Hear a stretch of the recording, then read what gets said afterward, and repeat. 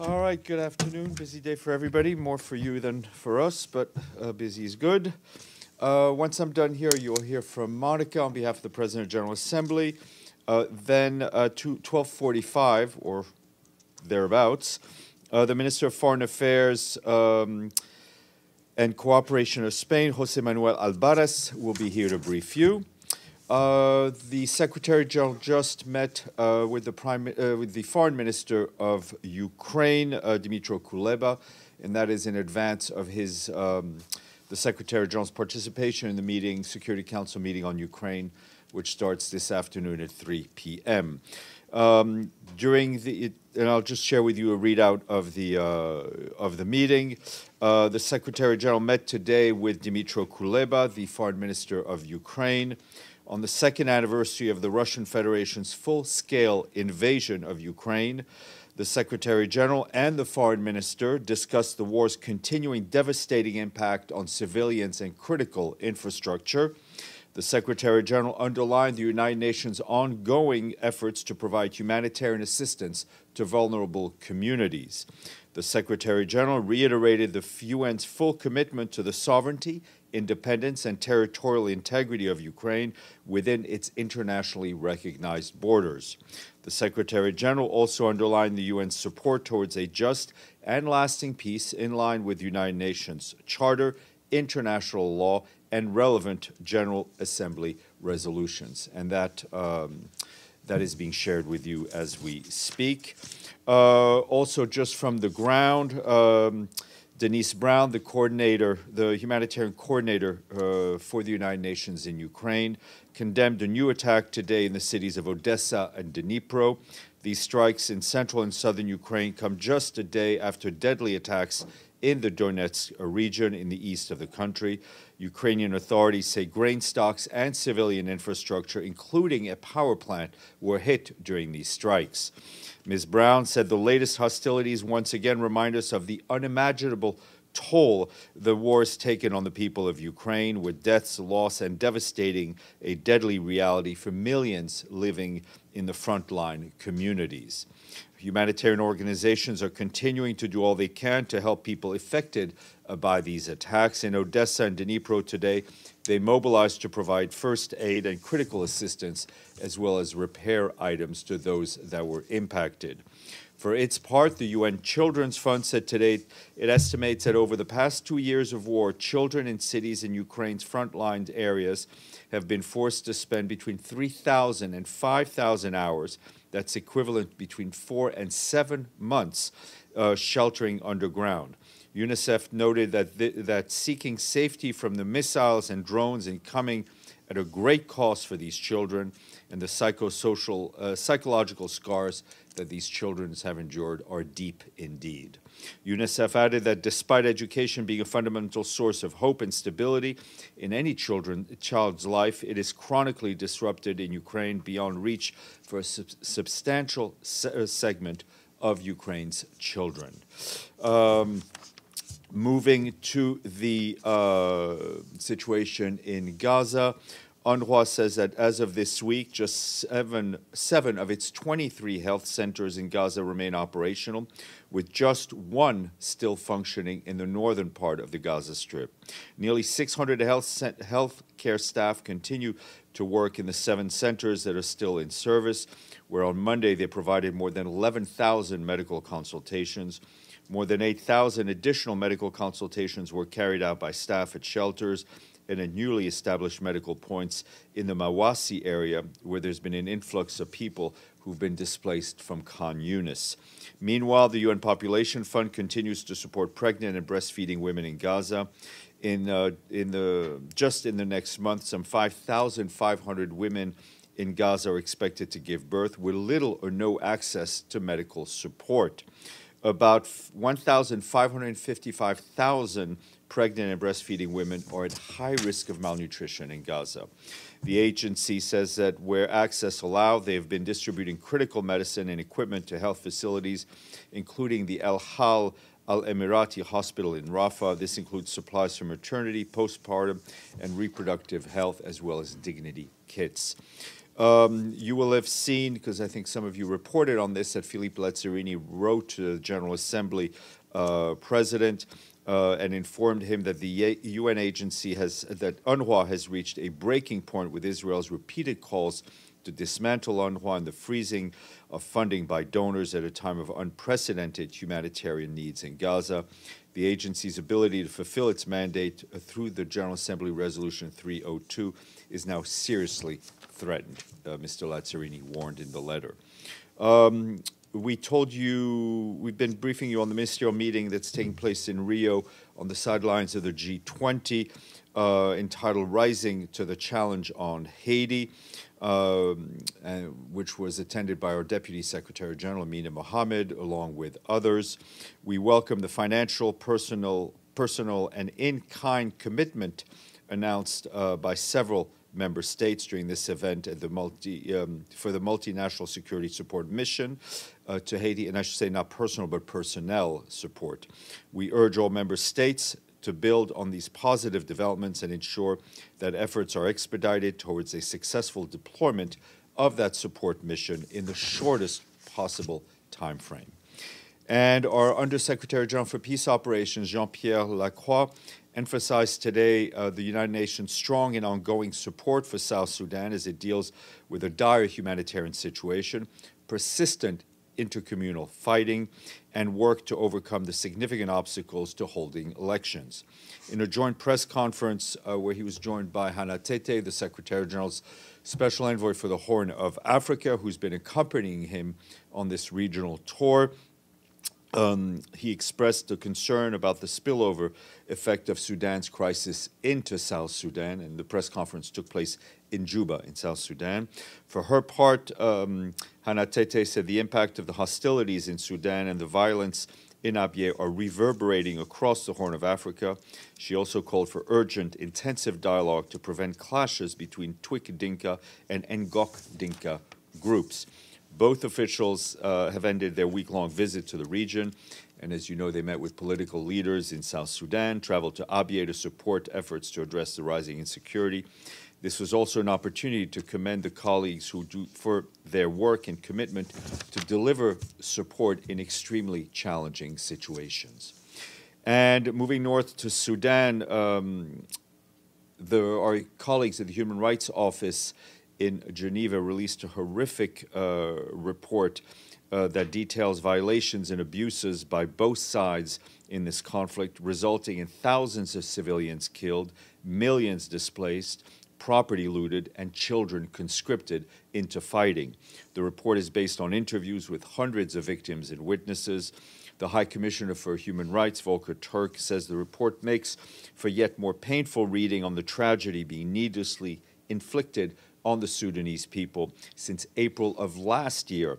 He stressed that guns must be silenced, civilians protected, and those responsible be brought to justice, adding that a credible restart of inclusive talks to restore civilian-led government is desperately needed to open a path forward. And in the Democratic Republic of the Congo, the UN Refugee Agency said today it's gravely concerned by the worsening humanitarian situation that civilians are facing in the eastern part of the country, and we've been telling you about this quite a bit. Since the resurgence of the fighting around the town of Sake in North Kivu earlier this month, 144,000 individual human beings have been forced to flee the outskirts of Goma. Non-state armed groups have also launched a spate of targeted attacks against civilians this week in Beni, as well as Irumu territory in Ituri province. UNHCR's protection monitoring teams have received reports of killings, kidnappings, and the burning of homes. The agency has advocated with local authorities for the extension of 2 displacement sites on the periphery of Goma with other humanitarian agencies, and it plans to deliver some 900,000 shelters this year, nearly double the 500,000 shelters it built last year. For its part, UNICEF and the World Food Program today called for an immediate action to protect children and families that are caught in this horrific escalating violence in eastern DRC. The increase in violence and displacement is straining resources for both agencies to mount a comprehensive response that includes food, clean water, good sanitation, shelter, basic health care, and protective services. In addition, crucial land routes to facilitate food delivery and other supplies have been cut off, causing shortages and a spike in prices in Goma's local markets. WFP is asking for $300 million and UNICEF $400 million for the next 6 months to help people in need. Finally, one member state paid up. Okay. No, I'm not going to ask you to guess now. It's one of many football crazy nations, and it's top club. I'm not going to say top club because I'm going to get in trouble, but Galatasaray is one of its most successful clubs. What? Successful clubs participating in European championships. Yes, Turkey. Yeah. Turkey. Yes, exactly. All right. Okay. Deji, and then Gabriel. Your partner on the business class has one question. Sorry. Yesterday, the Palestinian ambassador Mansour said he would accelerate the process of admission of Palestinian state as the member state of the United Nations. I just want to know, does the UN have any plans to help accelerate this process? Well, I mean, if you're asking about the Secretary-General, that process is in the hands of member states. How that runs is explicit in the charter. So that is not a process in which the Secretary-General is involved. But he would support that, right? Because the decision for membership to the UN, from observer to a member state, is in the hands of member states. Okay. On the contrary, I believe multiple reports suggest that the Israeli government released a post-war schedule.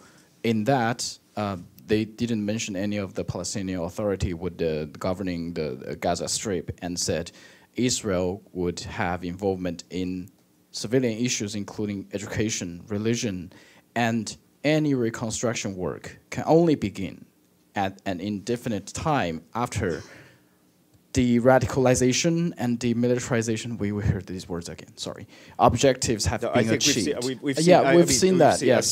So any response from the UN? Because it seems it's also contrary to what UN trying to do, right? I hear a question mark, so I'm going to answer your question. Okay. Yes. Two question marks. Yes. We've obviously seen those reports. We've seen the reporting on the plan that was presented by the Prime Minister, I assume, to his cabinet for his post-war vision of Gaza. I mean, first and foremost, it bears repeating that we appeal for an immediate humanitarian ceasefire yet again, greater humanitarian access, and an immediate and unconditional release of hostages.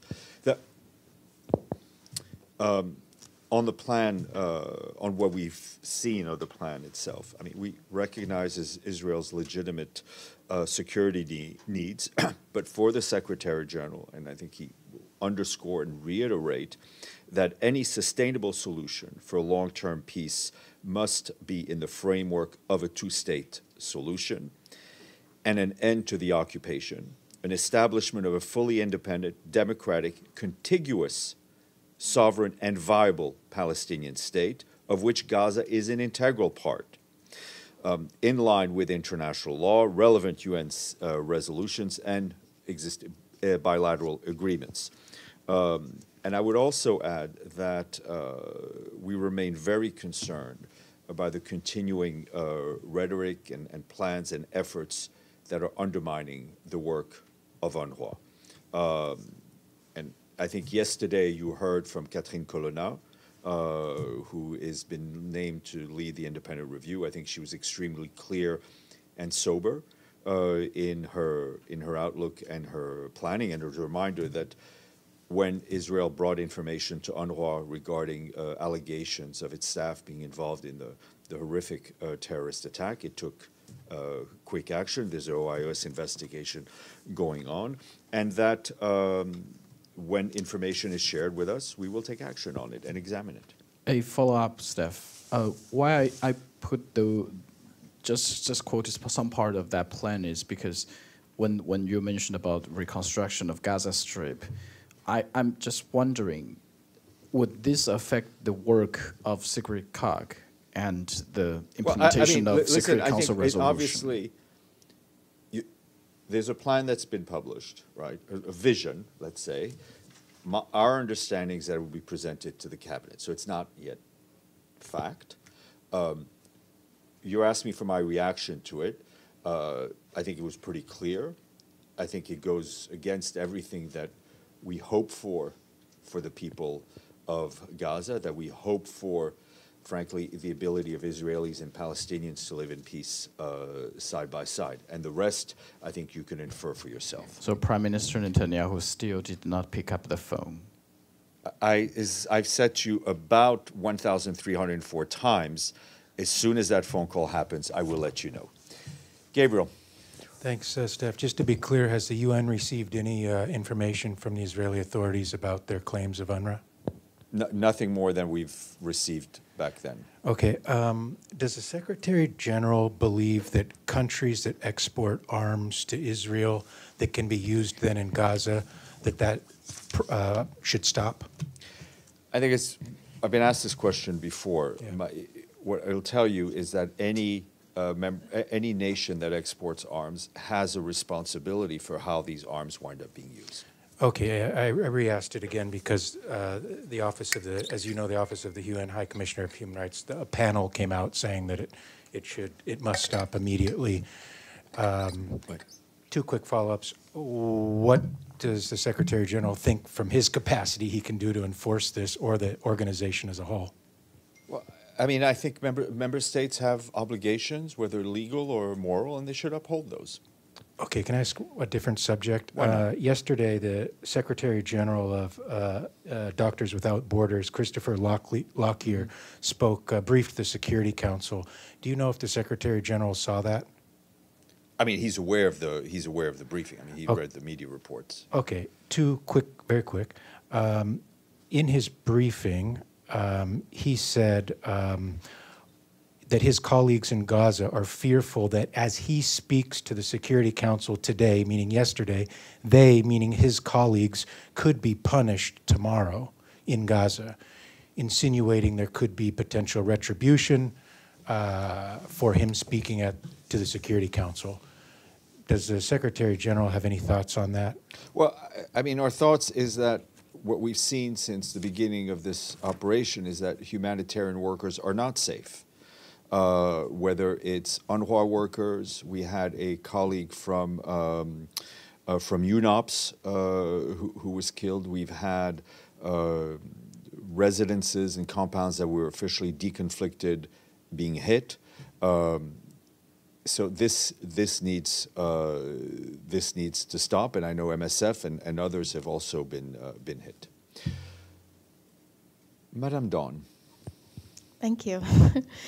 I wanted to see if you had any update on the report that's supposed to be released by SRSG Pattons on her trip to Israel.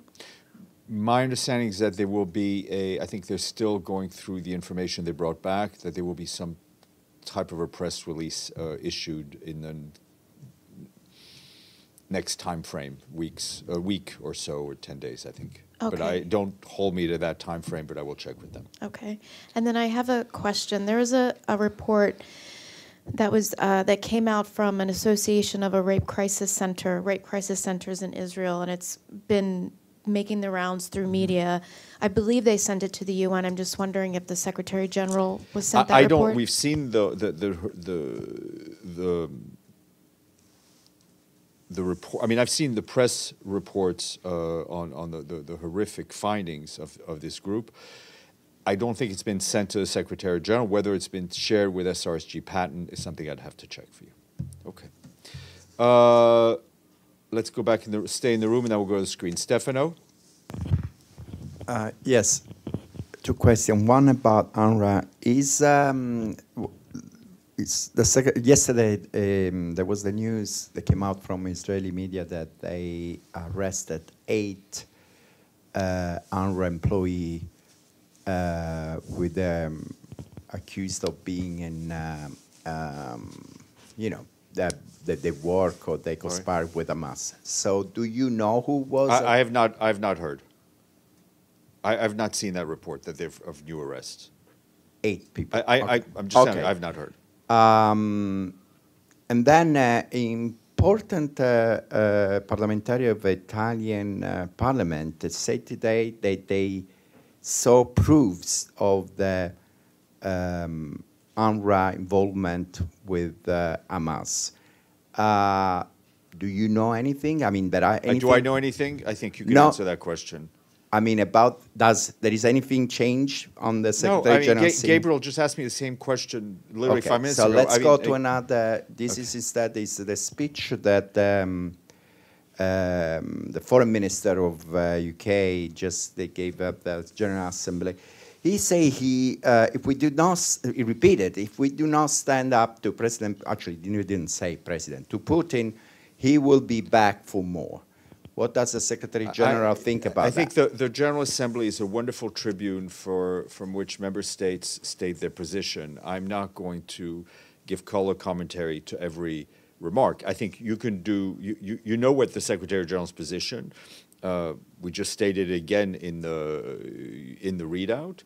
Member states are here to give their opinions. I'm not gonna, it's not my job to comment. Jordan.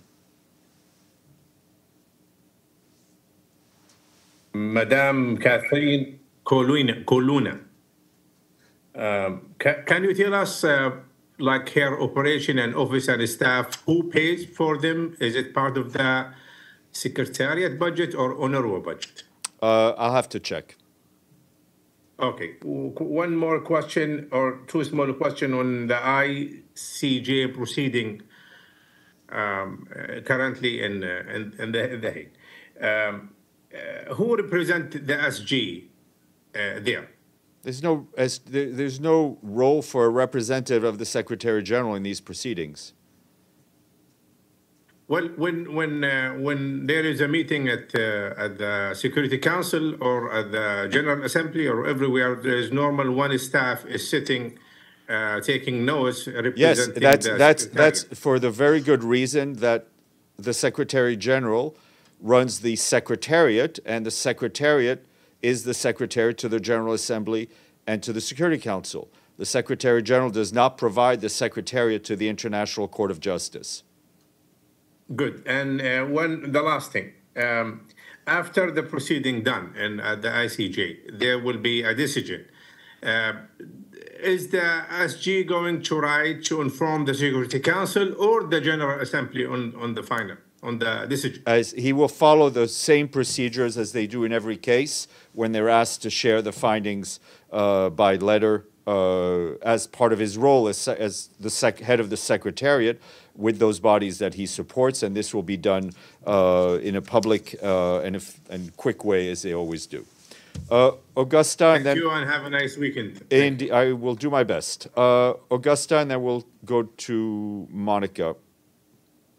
Thank you, Steph. On Haiti, some of the donors individually announced their financial contributions after yesterday's meeting, but do you have an estimate of how much was pledged in total? No, our green-visored colleagues are going through the numbers. I think it was a bit of a mix of bilateral on security, bilateral on development, and announcement to the trust fund. Once money has been, checks have been cashed and money is actually in the trust fund, we will update you. But some of that money that was pledged for support of Haiti, from my understanding, may not all be going through the UN Trust Fund. Okay. Thank you, Monica. All yours.